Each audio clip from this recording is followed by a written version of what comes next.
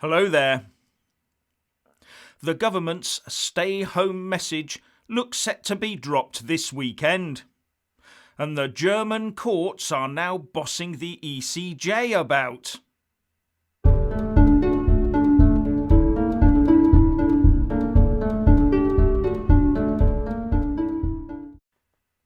Firstly, please give this video a like to give my channel a boost, and I'm always uploading new videos, so please do check back daily.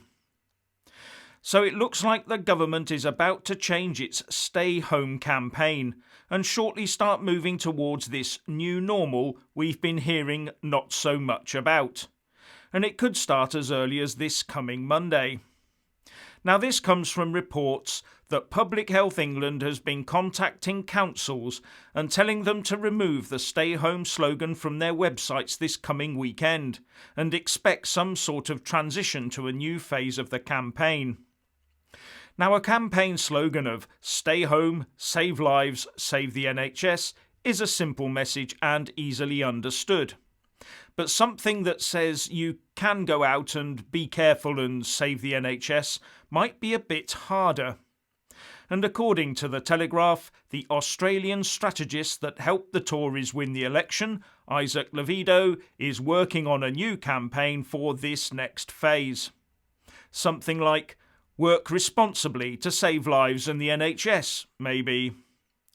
Anyway, this ties in with a statement that the Prime Minister is due to give to the nation on Sunday. Something that has parliamentarians a bit upset, as he should, by convention, make any such statement to Parliament first. The PM did give some sort of explanation about this in PMQs today, but I'm not persuaded as to his reasoning. I have to say I have this sneaking suspicion that for some reason something will be bounced on us. Hope I'm wrong. But there are all manner of pressures now coming on the government. Not just from the population showing a bit of restiveness over the lockdown, but also the monumental financial pressures now bearing down on state, business and citizen alike. And it's not helped by anecdotes of empty wards and Nightingale hospitals, but also evidence that the invisible enemy curve has not just been evened out, it now looks like it's being squashed. And more people are coming forward to warn of the increasingly dire state of the economy. And one of them, former Tory Chancellor of the Exchequer, Lord Lamont, who said during a podcast with Higgins and Strategy that the furlough scheme, for example, was lulling people into a false sense of security. And he also said, I don't think they really see what is around the corner, and I think what is around the corner is pretty horrible. The furlough scheme is very expensive, and I don't think it can go on for very long. Some sectors will bounce back, but not necessarily back to where they were before. But some sectors will disappear. If you think of parts of the services sector, hospitality, tourism, restaurants, hotels, airline travel, I think they're going to be very badly hit for a long time. But the trouble for the economy is that any route to any form of normality is going to be a long one and done in stages. One of the ideas being proposed is for workers to start with a cyclical 4 days working in the office, then 10 days working from home sort of schedule. All sounded a bit complex to me. Other measures being suggested as part of the government plans to ease the lockdown are a less rigid 2-metre social distancing rule, as long as employers take other steps to protect their workers. Putting up screens, having thorough hygiene procedures and ensuring people are kept apart as much as possible. Rota systems changed to stagger start, break and clocking off times.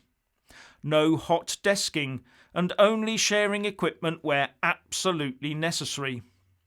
Vulnerable members of staff who have to attend the workplace to be put in the safest possible roles. And according to reports, these sorts of measures could be in place for 6 months to even a year. That means that companies that cannot rise to this challenge are going to be forced out of business through no fault of their own. And union bosses are already talking about telling workers to stay away unless they are guaranteed a safe work environment. Sorry to say it, but this is gonna get messy. And moving on. I mentioned a ruling yesterday made against the European Central Bank, or ECB, by the German Constitutional Court. But there's so much more to this than just the ECB. It goes to the heart of the European Union itself. This German court judgment was about the ECB purchase of €2.1 trillion worth of bonds via the Public Sector Purchase Programme, or PSPP, since 2015 to keep the Euro project afloat. And the basic result was that the ECB now has 3 months to prove what it's doing with regard to this quantitative easing is proportionate, or the German Central Bank would no longer be able to put its considerable purchasing power behind the ECB. Also that the ECB would have to sell a shed-load of the bonds it has bought, about €500 billion worth if I remember correctly. Anyway, I dug out an English copy of the press release from the German court covering the ruling, and it made for eye-opening reading. Because what it says is that it, the German Constitutional Court, has the power to hold the European Court of Justice to account. Now, I'm no expert, but from what I understand, the story goes something like this. The German court is now looking at something that's been going on for some time with the ECB and its QE programme, and the case has already been looked at by the ECJ, or what they call the CJEU, Courts of Justice of the European Union.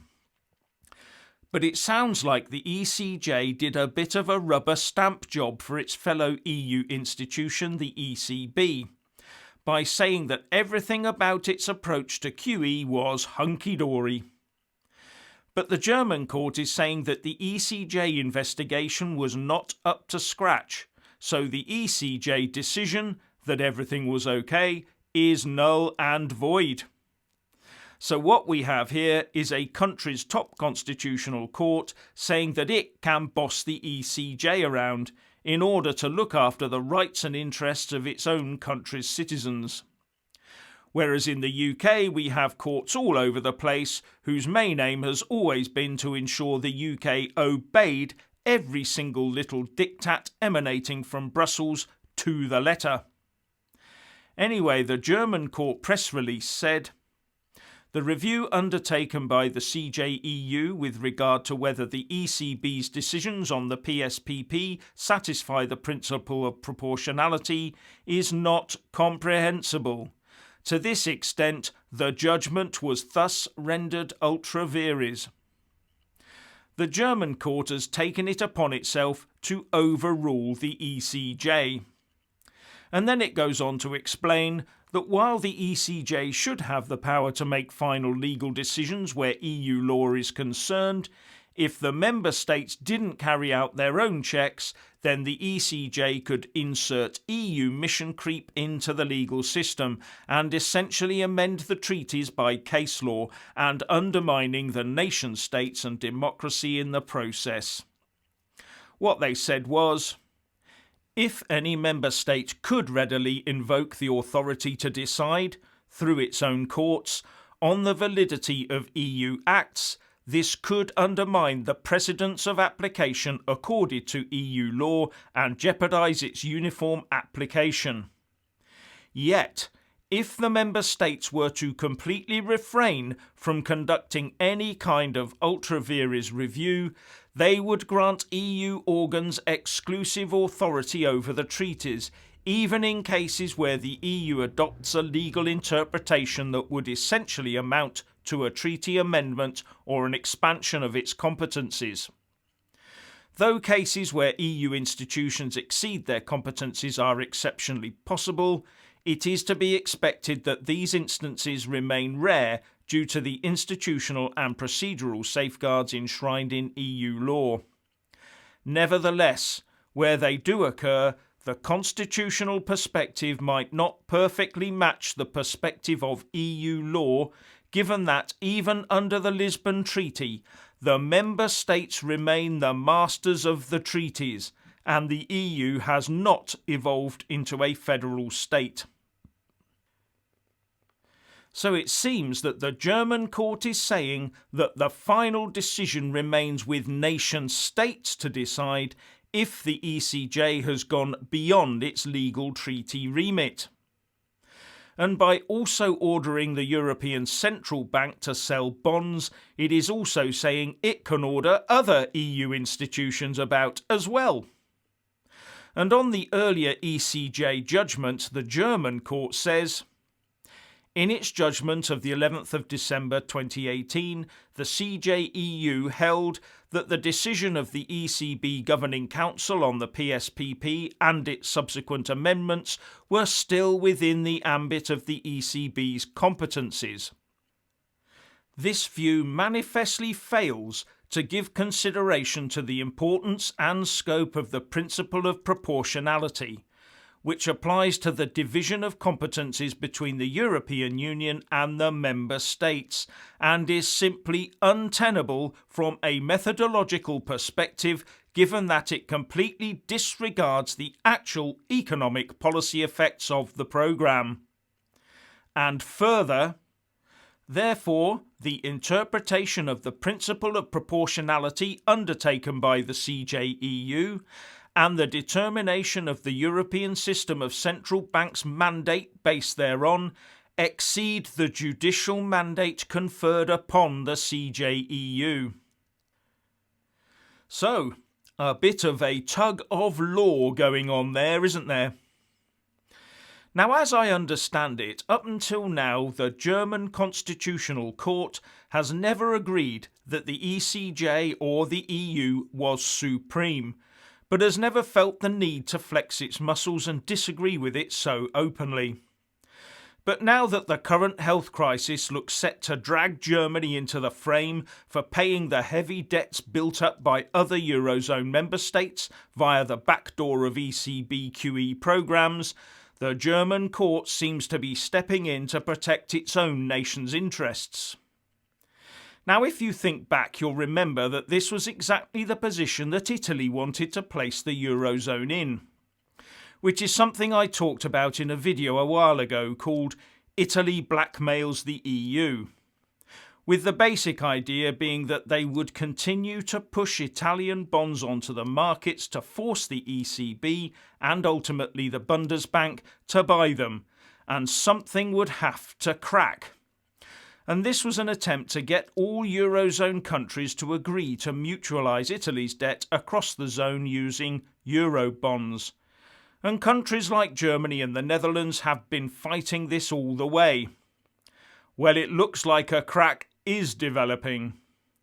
But it also shows a lack of commitment to the whole EU project by Germany, unless it's directly benefiting Germany. And Brexiteers have never been at all comfortable with the ECJ, and it was one of the many reasons we had for pushing to leave the European Union.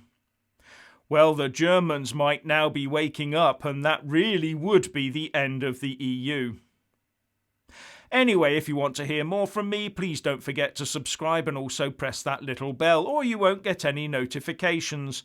And if you want to see more of me, buy a mug with my mug on it. So what do you think about all of this? Please share and comment, and thank you for watching.